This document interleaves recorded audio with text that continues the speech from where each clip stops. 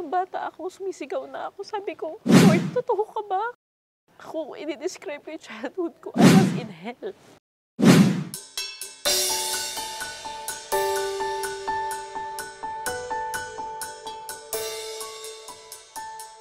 Hi, Miss Karen! Hi, Jonah! Welcome Hello! to La Casa Verde! Ay, alam mo, ang ano dito, napakasarap po ng Yes. hangin. Wow! Hello po. So, itong La Casa Verde, ito ay isa? Isa po sa Airbnb namin na resort. Wow! Bakit mo napasok yun? Mahilig po kasi kami talagang mag-stay ng asawa ko sa mga resort-resort. Oo. So might as well put one at the same time gawing business. Oo, maganda pang investment. Yes. So, nandito tayo sa Amadeo, Cavite. Opo. Bakit dito mo napili ang isa? 5 to 10 minutes away lang siya sa Tagaytay. So yung climate niya malamig din. So, Yes. etong property na Opo. ito, kailan mo ito nabili? I think last year po nabili namin siya. Tapos gawa na siya. Na-renovate na lang namin siya. Nag-renovate kayo. Yes. So, how big is the property? Around 800 square meters. Ah, malaki din So, let's do the tour. So, Yes. first, Ayan, may pool. Malaki rin yung pool para nasa mga 5 feet din yung banda doon. oo. Malaki pa ang negosyo sa mga resort homes? Yes. Kasi at the same time, para nag-appreciate yung value niya eh. Oo, ng property Yes. mismo. oo.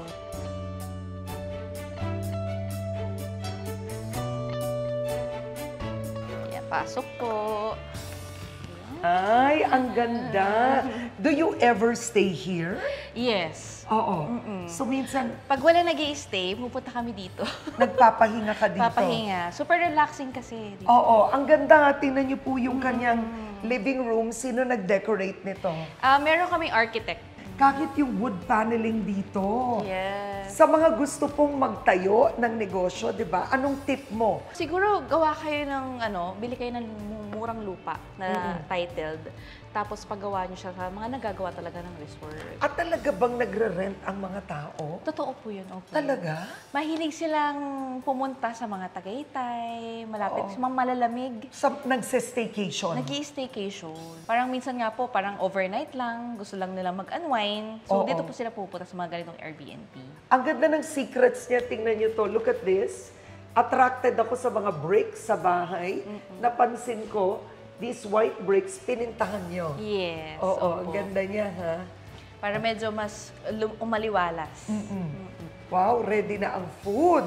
Yes. Oo, at tingnan niyo Naghanda naman ang kami, Miss table Karen. setting. Yes. Nagluluto ka ba? Opo, nagluluto kami. Actually, dapat magluluto ako ngayon. Hindi na kinaya ng oras. Oo. So, pag dumating, ang mga bisita, naka-ready na ang Naka-ready table. na po lahat. You set it up already. Yes. Tsaka kumpleto na po lahat. Pati po yung kanilang tuwalya, Oo. amenities, meron na rin po kami, lahat ng lutuan. So, ang galing nun, no? It can double as your own vacation home and as an Airbnb. Yes. And ang ganda nito, tignan nyo. Kapag nag-breakfast, nagkape-kape kayo, nagbabasa. relaxing. Wow, nakatingin ka na doon by the pool. Yes. Let's go to your kitchen. Medyo simple lang siya. Oo, but I like the wooden style. Very modern ang peg and manageable ang cost nito no, Yes, pag nagpapagawa. Most of the mga nagbubuk dito, mga family. Ah, Kasi talaga nakakapag-gather sila. Malaki. Tapos yung mga bata nakakapaglaro sa labas. Ayan. Akyat naman tayo dito, Miss Karen. So, ito, ayan, ginawa siyang second floor para magkaroon pa ng rooms. So, may isang room po dito. Tapos, dito naman, 3 po yung room niya. So, 4 na room siya, Miss Karen. Isa sa baba, 3 dito sa taas. So, ito yung unang room. Ayan. I Ito siya. see. Sobrang comfy lang, very Oo, homey. lamig ng aircon na. Naka-solar Yes. ka ba? Hindi. Oo, lamig ng aircon. Parang home away from home. Yes, home away from home. So dito kaya ng Madami po eh. Parang ang pwedeng matulog dito, 20. sa bahay na to. Yes, 20. Grabe. Sulit at kapag ni-rent Sulit po nila, talaga. magkano? Oo. Parang around 16,000 to 20,000 per night. Depende. If weekend, 20,000. Pagka weekday, 16. Meron dito, Miss Karen, katapat pa na room. Isa pa siyang room. Ayan, ito siya. Same. So it's Same. really built talaga for families. Yes. So ito, like ito kaya 3, eto kaya 4. Apat. Oo. Tapos may yung room sa baba, 4 din. Tapos may room pa dito, 6 or 8. Oo, and some of them, pag mga maliliit na bata, naglalapag. Yes, opo. Lapag lang din talaga. Meron po kaming mga extra foam para doon sila mag-sleep. Isa lang ito sa mga yaman mo sa negosyo mo, meron ka pang beauty negosyo. Yes. Paano ka naging ganito at 35 years old? Naku, Miss Karen, matindi ang kwento ng buhay ko.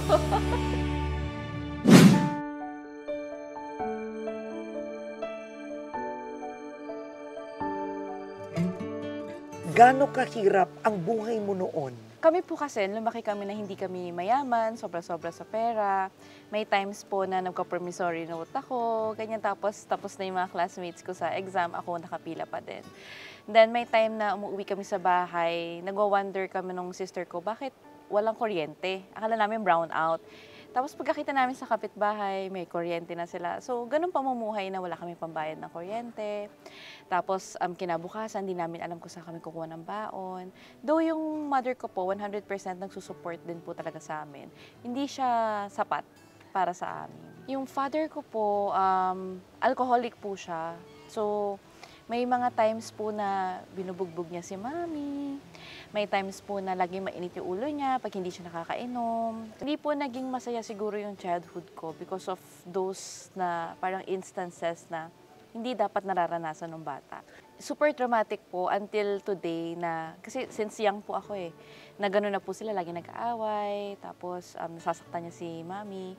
Tapos every time po na merong lumalagabog na pinto, kahit hanggang ngayon, parang feeling ko nandyan siya, feeling ko may nag-aaway, feeling ko may nagwawala. Parang yung trauma na yun, nandun na sa puso ko talaga until today. Actually, 2 lang po kami ng sister ko. Tapos mahirap po siya kasi pag nakakita na po ako ng beer, natotrauma na ako. Tapos growing up po, lagi ko pong nakikita na pagka umiinom na siya, alam ko na susunod na is aawayin niya na or bubugbugin niya na si mami. Kaya buong pagkabata ko po, parang gusto ko pong protektahan si mami that time. Kayong magkapatid? Kami pong magkapatid, magkakampi po kami lagi . Parang siya po kasi, yung sister ko po kasi, siya yung medyo dominating. Ako po yung parang medyo baby kasi bunso. So siya po, lagi po siya nagagalit sa daddy ko. Naiintindihan niya na po kung ano yung nangyayari kasi 4 years po yung age gap namin. Pero nasaktan ba niya kayo? May time po na nasaktan niya po yung sister ko. Ito po yung time na yung mother ko, nakita na lang po namin siya nasa floor. Akala po namin patay na siya. Tapos yun po pala, tinamaan siya dito or something na mabigat na bagay. And then, tumakbo po kami. Nahabol niya po yung sister ko, nasaktan niya yung sister ko. Ako po nakatakbo ako sa kalsada, humingi ako ng tulong. That must have been the scariest moment of your life. Opo. Hindi ko po inakala na aabot kami sa ganun. So yung lolo ko po, from Nueva Ecija, lumuwas sila, pinakulong yung daddy ko. Tapos at the same night, dinampot po yung daddy ko. Nakita ko po lahat yung nangyari. Yung pagdampot sa kanya, yung pagsakay sa police mobile, hanggang sa kulungan as a testimony. Nagsasabi po kami sa police. Ngayon, nasa na ang tatay mo? Wala na po siya. 2012 po, namatay na po siya because of multiple organ failure. Kasi hindi po siya tumitigil talagang uminom. Napatawad mo ba ang tatay mo? Opo. Nagkita ba kayo bago mamatay? Actually, namatay po siya. Nasa barko ako. Parang 2 weeks pa lang po ako nakasampa sa barko. Hindi po kami nagkausap. Yun po yung biggest regret ko siguro na talagang ako po talaga, pinatawad ko po siya. Kasi hanggang ngayon po, meron akong regret na sana nakausap kita.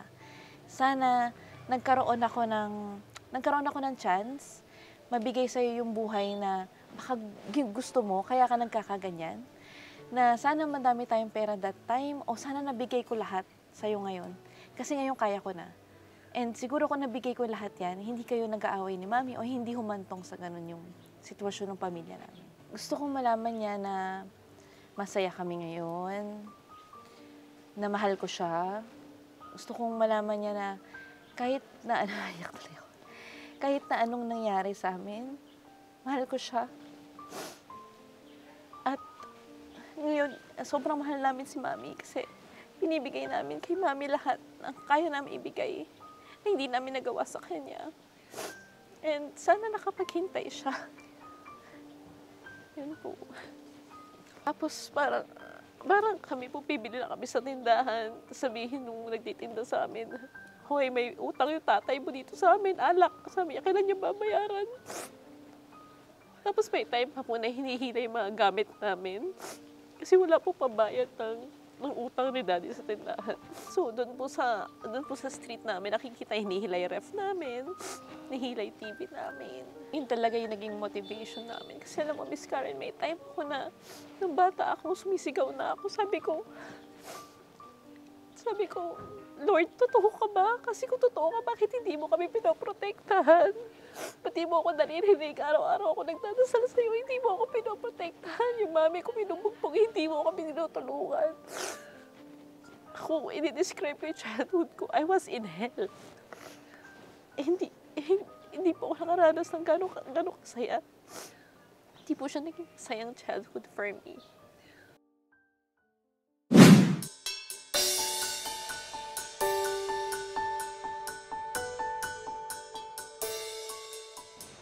Welcome to Dear Face Office!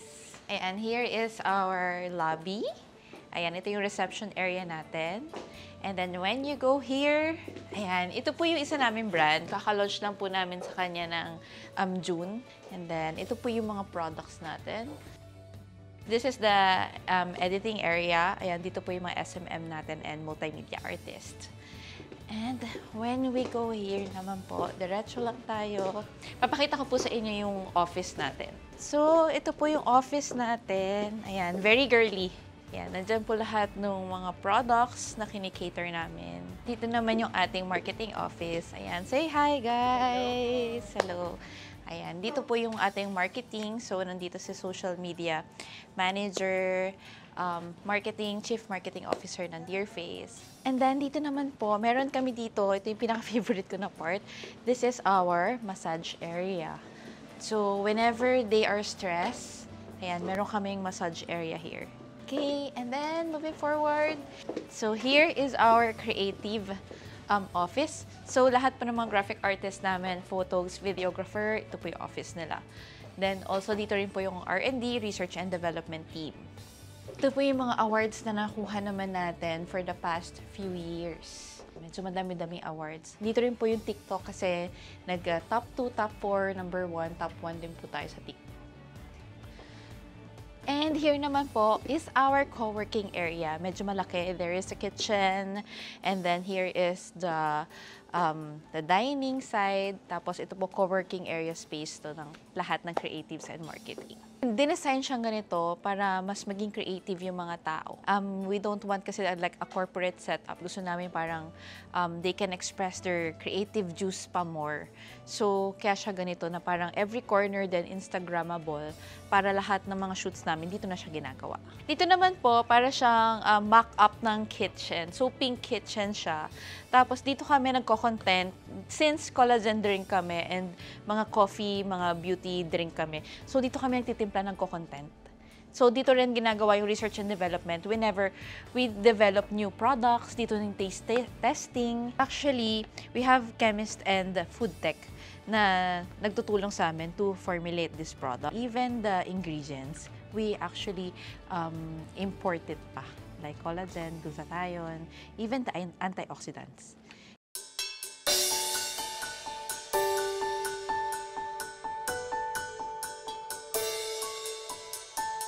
So, here naman yung room kung saan tinatawag namin ito yung studio room. So, dito, everyday may nagla-live sa amin sa TikTok. Tapos dito siya nagla-live. Ito yung background niya, backdrop. Nato-turn to into studio. So, whenever we have like a mini shoots, dito po namin siya ginagawa. It's very important na may ganitong studio kasi everyday kami nagla-live. Kailangan din namin ng content. So, content-wise, dito na namin siya lahat ginagawa. Pag nagla-live naman, which is kailangan everyday, dito na rin. So, we don't need to rent studio. May lights na rin kami, may vanity area. Ayan, ito yung backdrop for the products. Kasi ito yung mga discounts, promos every time that we go live. Okay, guys! Faster, guys! Oh my God! Last 5 na lang! Last 5 na lang!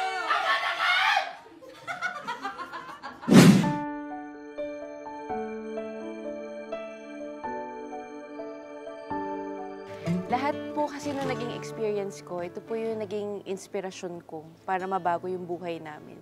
Kasi kung hindi po sa amin manggagaling, wala pong panggagalingan. Kaya talagang nagsumikap po ako. Kahit nung high school, college ako, gusto ko na talaga mag-work. So, ang ginagawa ko po, nagtitinda-tinda ako ng mga kung ano-ano sa school. Parang tinatry ko lang po. And parang nafe-feel ko sa sarili ko na ang saya pala magbenta, kumita ng pera.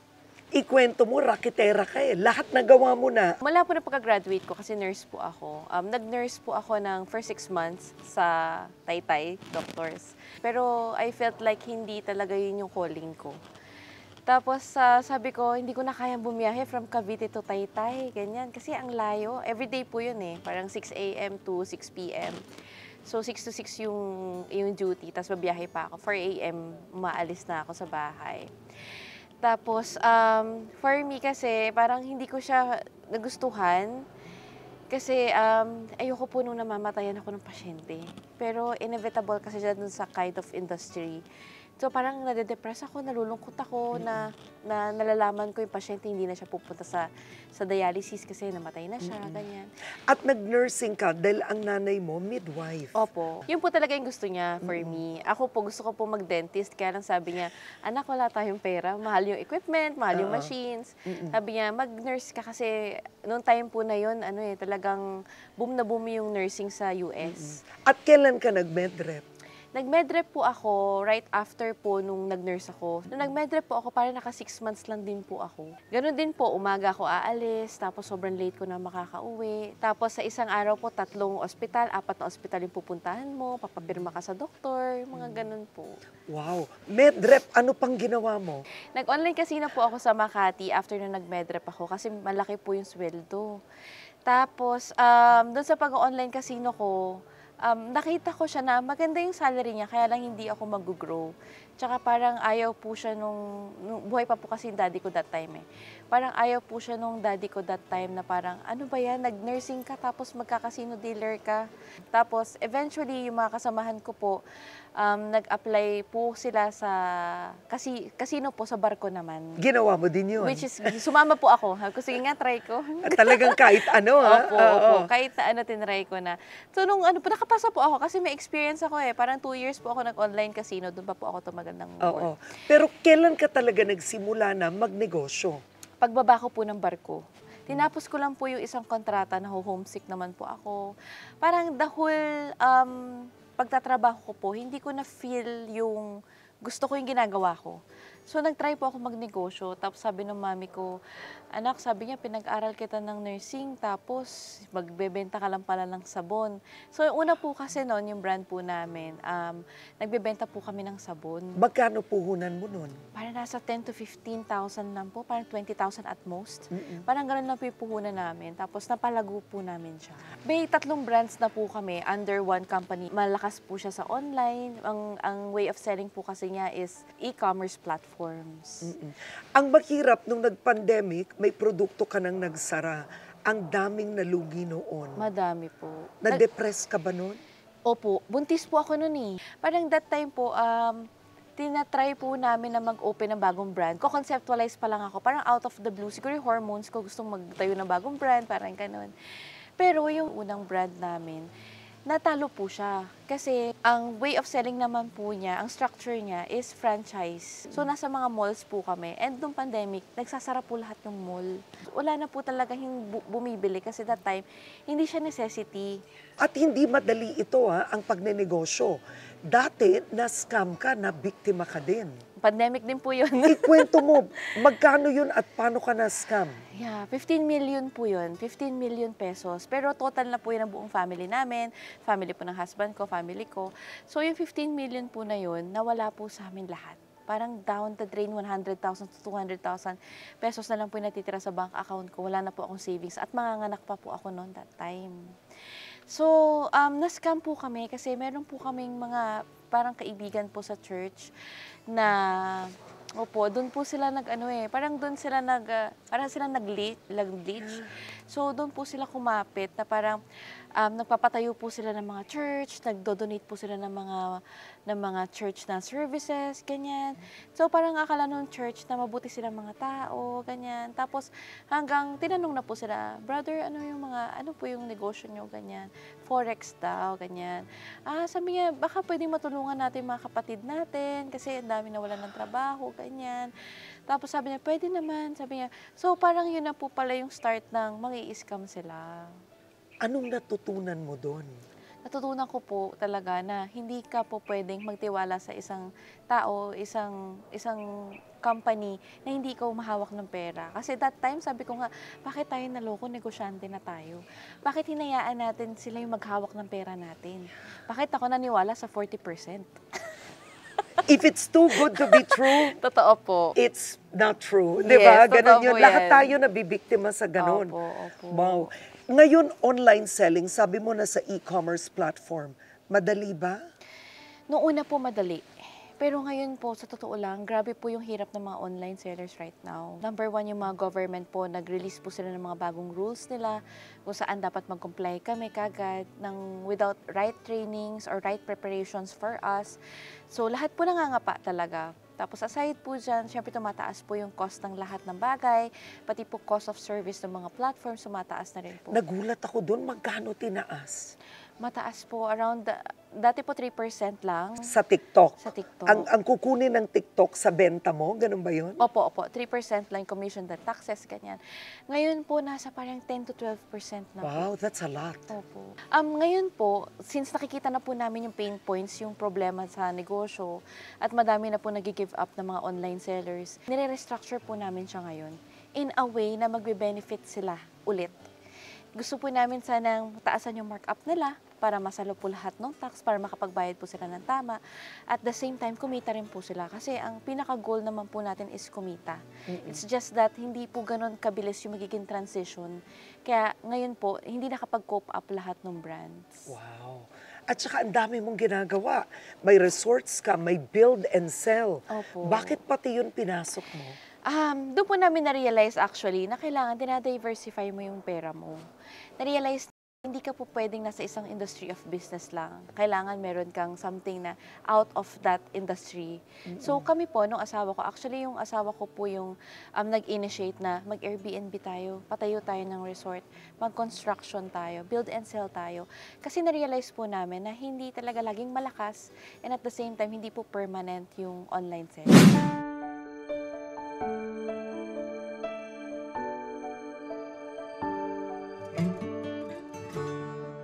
Sa kwento ng buhay mo ngayon, ano ang masasabi mo? How would you describe your experience? I realized na lahat ng pinagdaanan ko sa buhay, nakakontribute yun kung ano ako ngayon. At kung ano yung magiging future ng magiging pamilya ko at yung mga anak ko. So ngayon po, parang God made that happen for me to realize na you are very blessed and I have something big for you in the future. And right now, ito na po yung nangyayari sa amin. Lahat po ng pinagdasal ko dati, nangyayari na siya.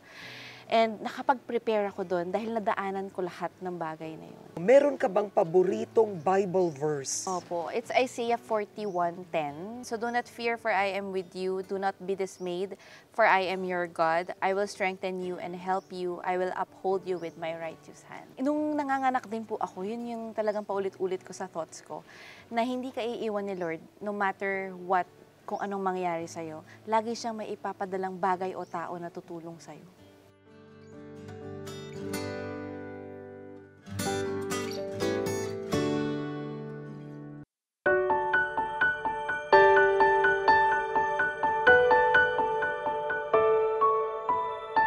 Thank you.